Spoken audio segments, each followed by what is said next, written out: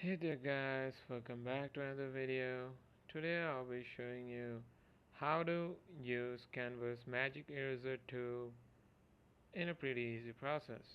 So the first thing that you need to do is open up your Canva website and then head over to the project that you are working on, and after that just look for the image that you want to use your Magic Eraser on, and then just click on that image and then go over here, click on edit.